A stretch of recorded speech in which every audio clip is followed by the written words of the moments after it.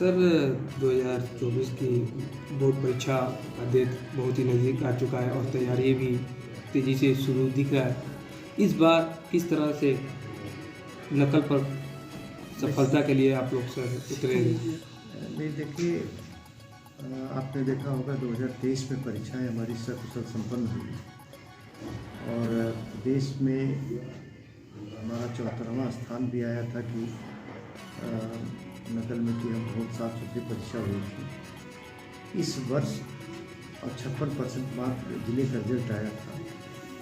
इस वर्ष हम लोग उससे बेटर पोजीशन पे हम लोग तैयारी में हैं, क्योंकि अब की ब्लॉक स्तर पर भी और स्टैटिक मजिस्ट्रेट स्कूलों पर केंद्र व्यवस्थापक, सह केंद्र व्यवस्थापक, ब्लॉक स्तर का सचल दस्ता, फिर तहसील स्तर का सचल दस्ता, जिले स्तर का सचल दस्ता, प्लस हमारा सेक्टर मजिस्ट्रेट, जोनल मजिस्ट्रेट, सारे हमारे एसडीएम साहबान लोग और जिलाधिकारी महोदय स्वयं, एसपी साहब स्वयं, इसमें सभी लोग खूब अच्छी तरह से टेस्ट ले रहे हैं कि किन्हीं भी स्थितियों में सुस्तापूर्ण एवं नकलविहीन परीक्षा कराई जाए, क्योंकि जनपद में कुल 1,37,000 बच्चे लगभग हैं और 177 सेंटर बनाए गए हैं और 21 संवेदनशील और 28 अति संवेदनशील सेंटर रखे गए हैं।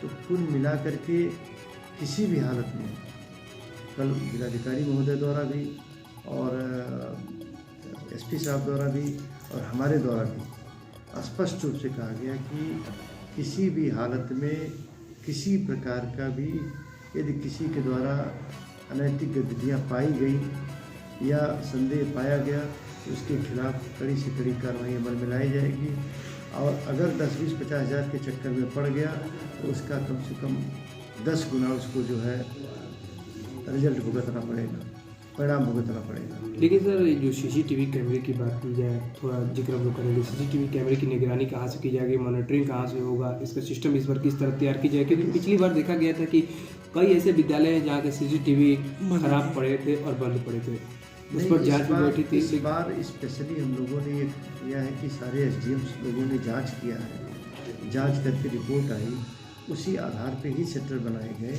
तो सीसीटीवी कैमरे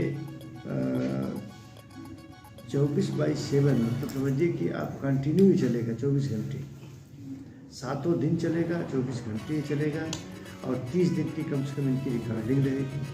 अगर ऐसा कोई पाया गया तो उसको चेतावनी देते हुए और इमीडिएट उसको ठीक कराने का किया जाएगा और अगर नहीं मानेगा तो उसके खिलाफ एक्शन भी होगा।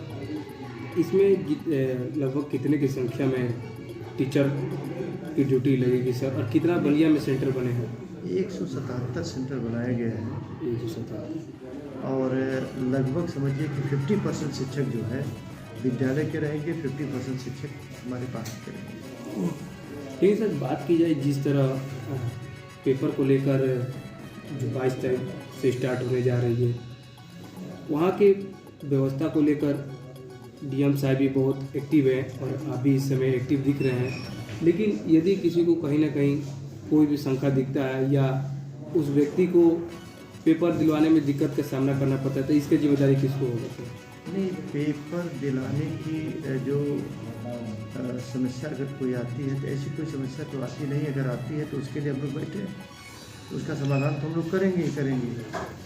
और अगर मान लीजिए बाई चांस ऐसा होता है कि कुछ लोग ऐसा करते हैं कि डुप्लीकेट आधार कार्ड बना करके और बैठने का प्रयास करते हैं, तो उसका एक सलूशन है कि भाई एक तो आधार कार्ड को मिलाया जाए, दूसरे जिस विद्यालय का सेंटर आया है उस विद्यालय के प्रिंसिपल को बुला करके उसको प्रमाणित कराया जाए। जैसे कि आपको कैसे ये प्रमाणित किया जाएगा? क्या कोई इस बार प्रवेश द्वार पे कोई यंत्र भी रहेगा क्या? क्योंकि जैसे क्या होता है कभी कभी देखा जाता है कि बच्चा कोई और रहता है, पेपर कोई और रहता है सर। नहीं, आपकी बात तो प्रवेश द्वार पर हमारे 2 लेडीज़ बच्चियों को चेक करने के लिए और प्लस जेंट्स और प्लस पुलिस डिपार्टमेंट के लोग भी जैसे लेडीज रहेंगे वो चेक करने के लिए।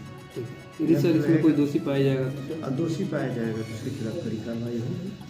जो भी डिपार्टमेंटल, जो भी आपराधिक जो भी कार्रवाई होगी वो होगी। इस बार ये है कि जिसका पेपर है वही देगा।